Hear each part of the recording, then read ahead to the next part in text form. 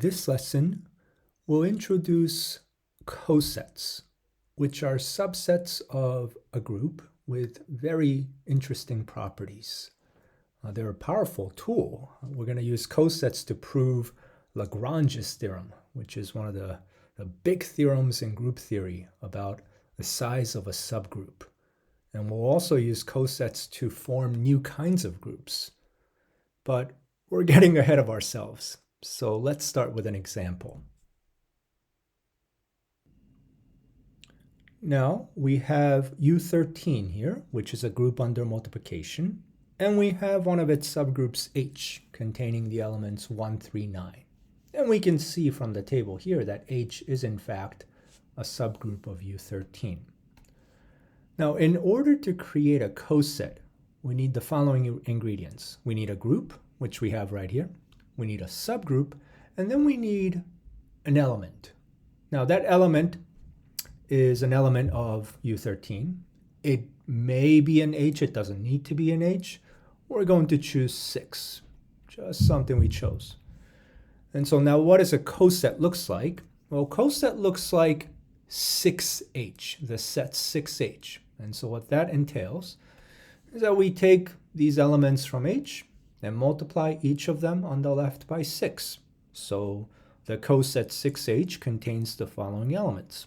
6 times 1, 6 times 3, and 6 times 9.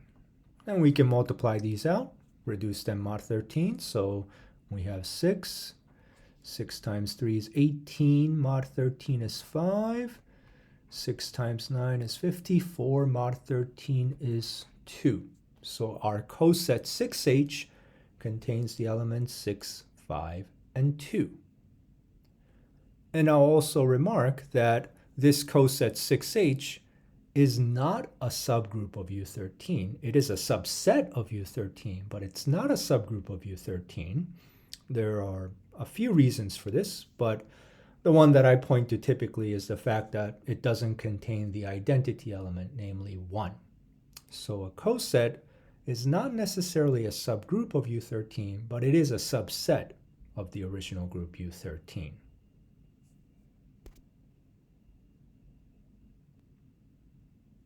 Here's an additive example. Z12 is a group whose operation is addition, and we have one of its subgroups, let's call it H again, containing 0, 4, 8. And I'll leave it up to you to verify that H is in fact a subgroup of Z12. Now in order to form a coset of H, we need an element from Z12. It could be one of these elements from H. It doesn't have to be. In fact, we'll choose 6 again. Now, because our operation here is addition, our coset doesn't look like 6H. Instead, it looks like 6 plus H. Now, what are the elements in 6 plus H? Well, we take the elements of H and just add 6 to each of them. So we have 6 plus 0. 6 plus 4, and 6 plus 8. Adding those and reducing mod 12, we have 6, 10, 6 plus 8 is 14, mod 12 is 2. So there's our coset 6 plus H containing the elements 6, 10, 12.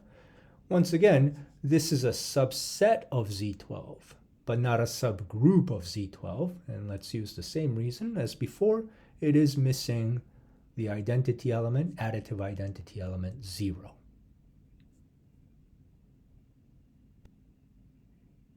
Here's one more remark. By default, we assume that a group operation is multiplication, and we will continue to do so. But in our study of cosets, I also like to highlight cosets of additive groups, because those will play an important role when we study rings later in this course. And so while we'll continue to work with multiplicative groups, let's not lose sight of cosets of additive groups, and I'll keep bringing those up as well.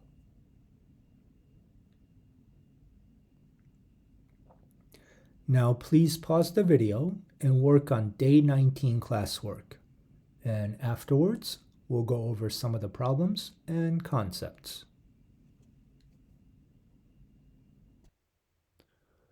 Once again, here are a couple of examples of cosets. For the first one, we have a multiplicative group U13, its subgroup H, and then a coset 6H obtained by taking each element of H and multiplying it on the left by 6. For Z12, which is a group under addition, we need a subgroup H and then a coset 6 plus H obtained by taking each element of H and adding 6 to it on the left. And so here's a general definition. Let G be a group, H a subgroup, and then a special element A. And then we're going to form a coset. Now, we'll give two definitions depending on whether the operation is multiplication or addition. So in the case of a multiplicative group, our coset has the form AH, which is obtained by multiplying each element of H on the left by A. Whereas in the additive case, our coset looks like A plus H, once again obtained by taking each element of H and adding A to each one on the left. Now, each of these is called the left coset of H generated by A. We say left coset because we're multiplying by A on the left and adding A on the left as well. We'll talk about right cosets later on, but left and right just distinguished which side we're multiplying or adding our element A. Now highlight this special element A, and this element has a name to it. That element is called the coset representative of the coset AH, or the coset A plus H. And so that coset representative refers to the special element A that multiplies each element of H or adds to each element of H.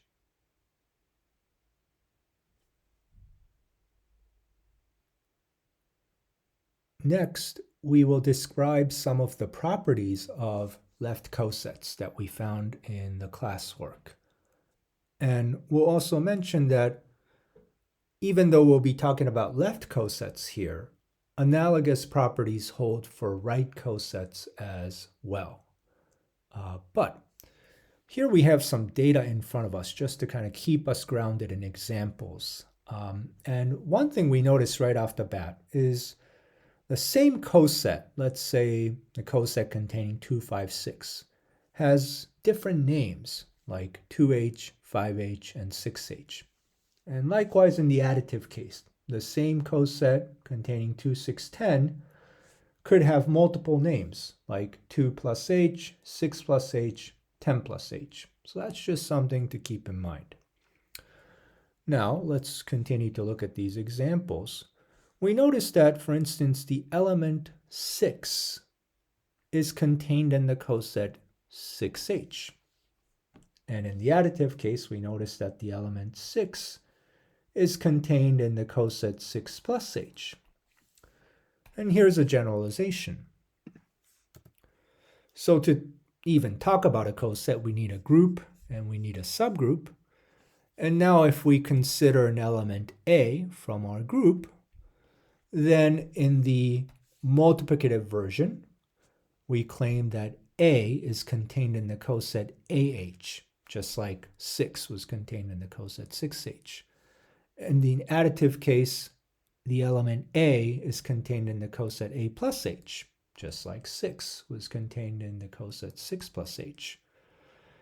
And so here's a justification for it. It's not in a complete proof form, but I think it gets the gist of why this is always true. H, after all, is a subgroup. We don't know which elements are contained in H, but we do know that it contains the identity element.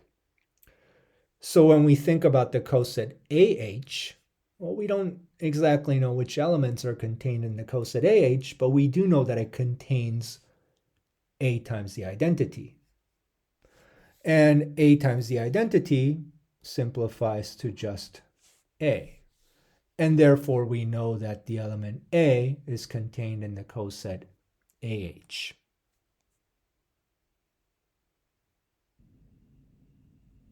Earlier in the lesson, we mentioned that in general, cosets such as 2, 5, 6 is not a subgroup of U13.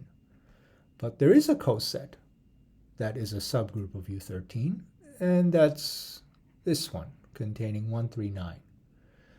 And in fact, that's equal to our original subgroup H. And in the additive case, these bottom three cosets, none of these is a subgroup of Z12. However, the coset 048 is a subgroup of Z12, and in fact, it's equal to the original subgroup H.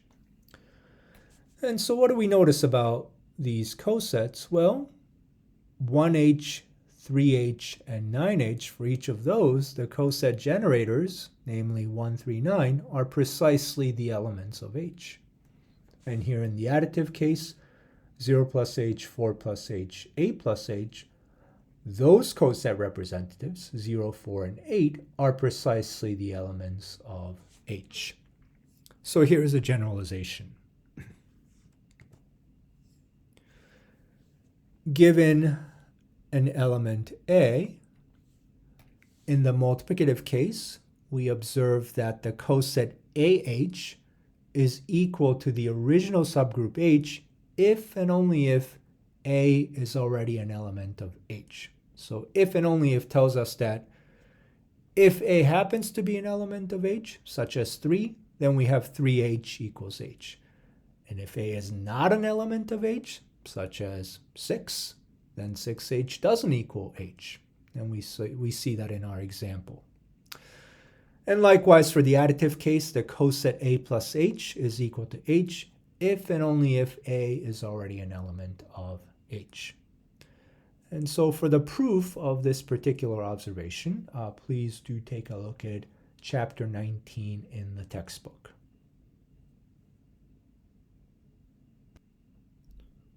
And here are a couple of more observations. First, given a group G and a subgroup H, all of the left cosets of H have the same size. And here, I don't mean that cosets always have 3 elements, but if one of the cosets of H has 3 elements, then they all have to have 3 elements.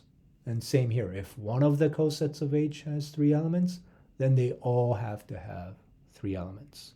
And the proof of this observation is in chapter 19. And our final observation is that the distinct left cosets of H form a partition of G. And we'll say much more about this next time, but just briefly, we have our 4 distinct left cosets of H here.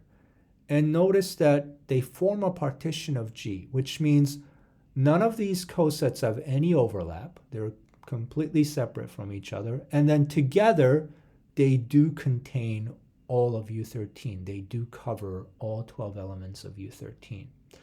And likewise, for Z12, these 4 distinct cosets of H are disjoint, meaning they don't overlap at all, and together they cover all of Z12. And so they also form a partition of G, or Z12 in this case. And we'll say much more about this in the next lesson, but I just wanted to highlight that from our examples.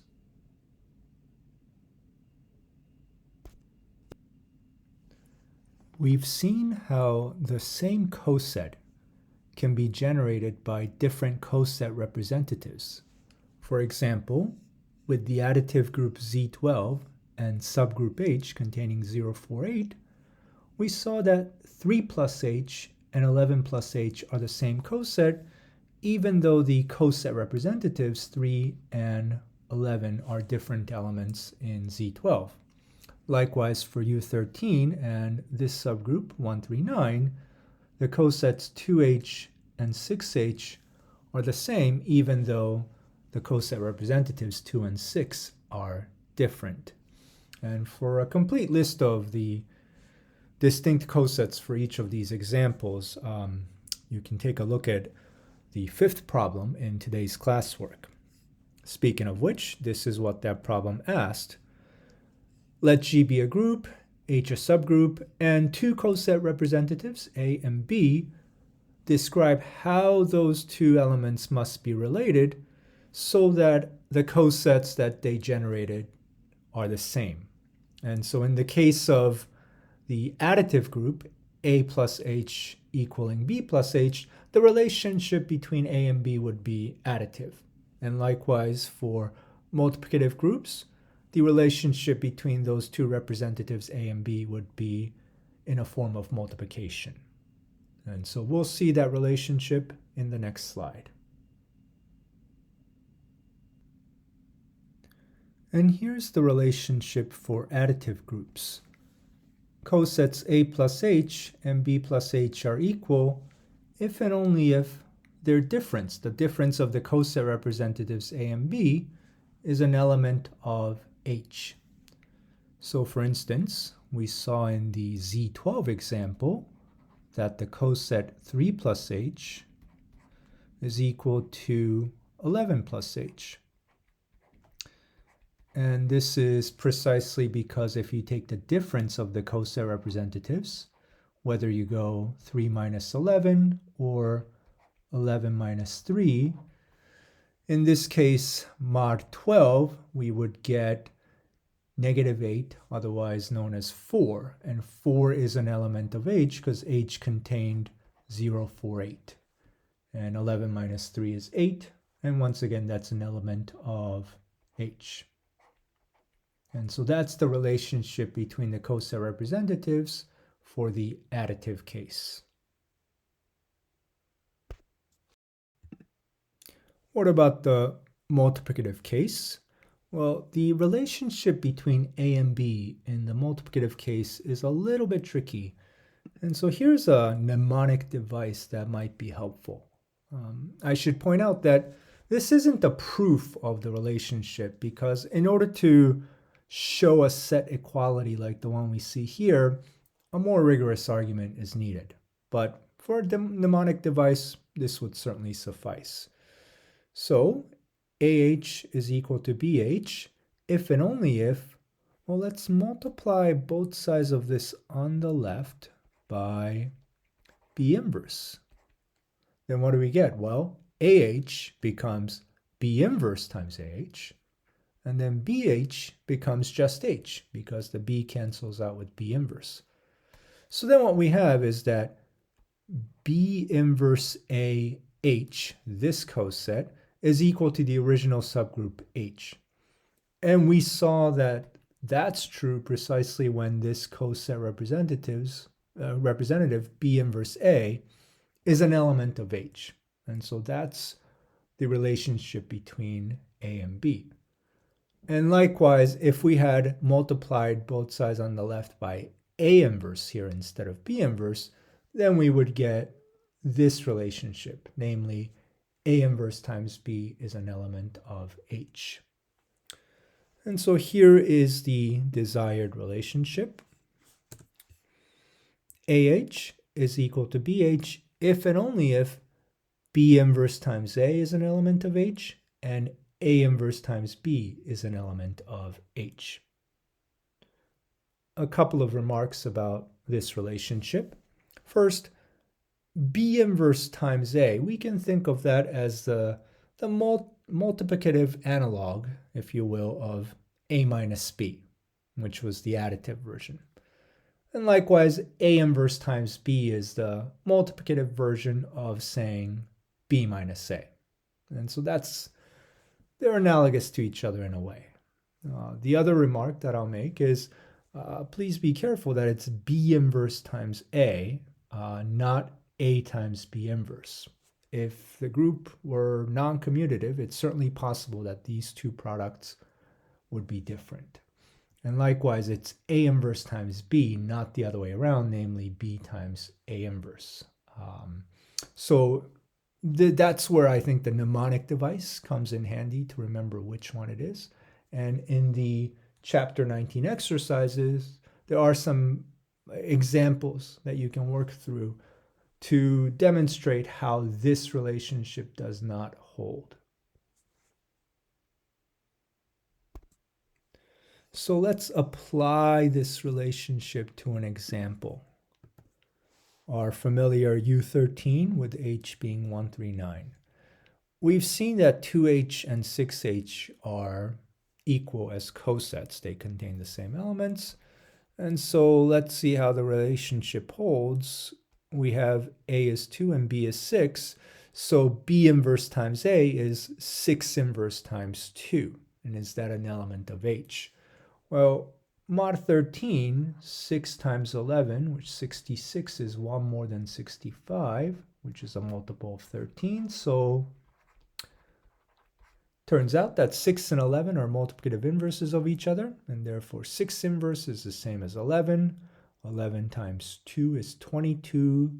Mod 13 is 9, and in fact 9 is an element of H. We can also verify that two cosets are different using this relationship. 7H doesn't equal 4H. We've already seen that. And let's just verify that 4 inverse times 7 is not an element of H. What's 4 inverse? Well, mod 13, 4 times 10, which is 40, 1 more than 39. So that's equal to 1 mod 13. Therefore, the multiplicative inverse of 4 is 10. 10 times 7, 70 is 5 more than 65, so it's equal to 5 mod 13, and that is not an element of H. And so the fact that these two cosets are equal, not equal, rather, is equivalent to saying B inverse times A is not an element of H. In the next slide, we're going to give a proof of this criterion for when two cosets are equal to each other in the multiplicative case. Now, this is an if and only if statement. So to prove it, we would have to prove two implications. Namely, if AH equals BH, then these elements are in H. And conversely, if these elements are in H, then AH equals BH. In the next slide, we're going to prove the second implication. So assuming that these elements are in H, and show that the cosets AH and BH are equal. And I'll leave the proof of the other implication up to you.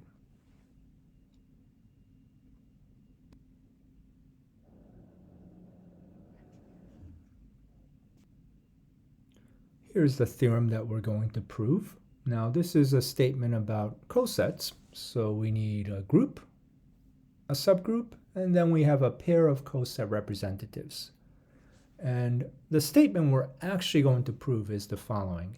If B inverse times A is an element of H, then AH is a subset of BH. Now, by symmetry, and by that I mean just by swapping the roles of A and B, we can also show that if A inverse times B is an element of H, then BH is a subset of AH. And then combining these two set inclusions, we can conclude that the coset AH is actually equal to BH. And so we'll prove this statement for now. And in the textbook, you can read more about this notion of using symmetry to conclude this implication as well. So, as usual, let's identify the hypothesis and the conclusion. And we've seen that the first and the last sentence of the proof has already been written. And then before we actually write down the proof itself, let's do a little bit of scrap work. And so we're already assuming that B inverse times A is an element of H. And oftentimes it helps to give something a name. And so we'll just let B inverse times A be called little h, where little h is an element of capital H, subgroup H. And we'll write that down more carefully in the actual proof.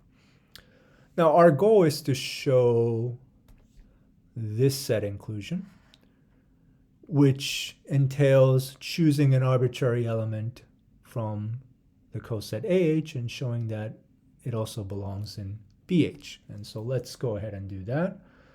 We'll let, say, X be an element of AH.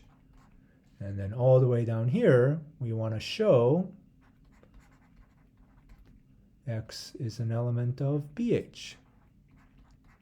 Well, if X is an element of H, X must look like A times an element of H.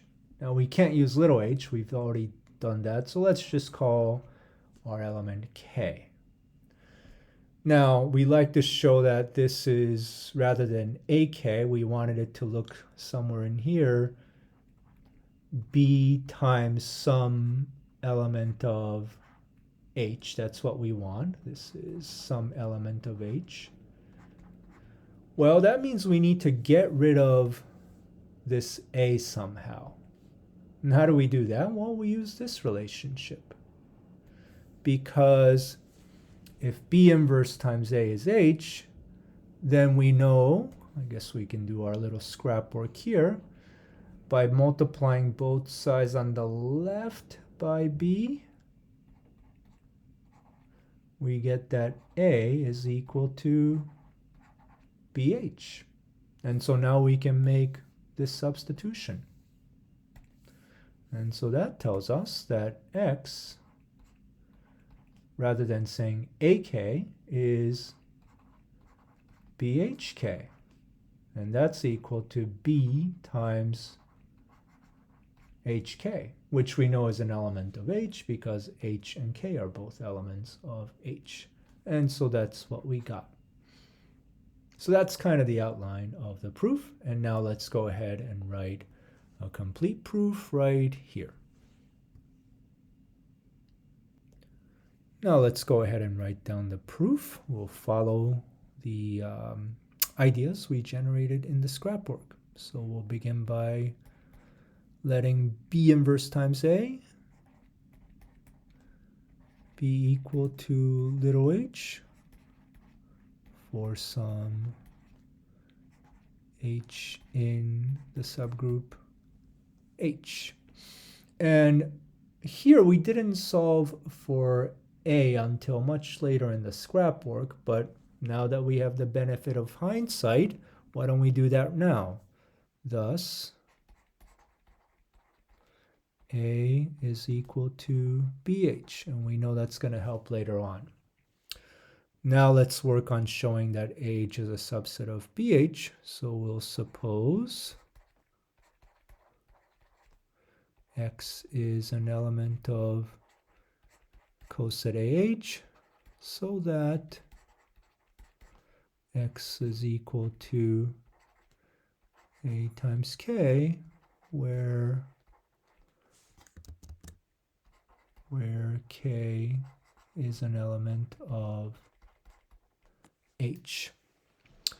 And now we substitute because we have little a here, and then we see that A is actually equal to BH.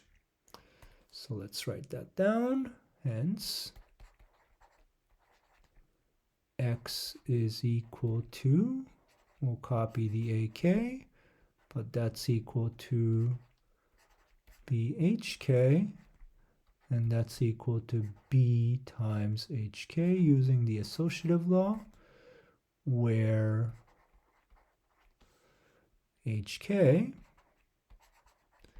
is an element of H. And we can mention since H is closed. Since H is closed. And so we just showed that X is equal to B times an element of H. And so therefore X is in BH. So let's write that down. Then X is equal to B times HK, so that X is an element of the coset BH, and thus AH is a subset of BH. And so that's the end of this proof, and also the end of the lesson. And I will see you next time.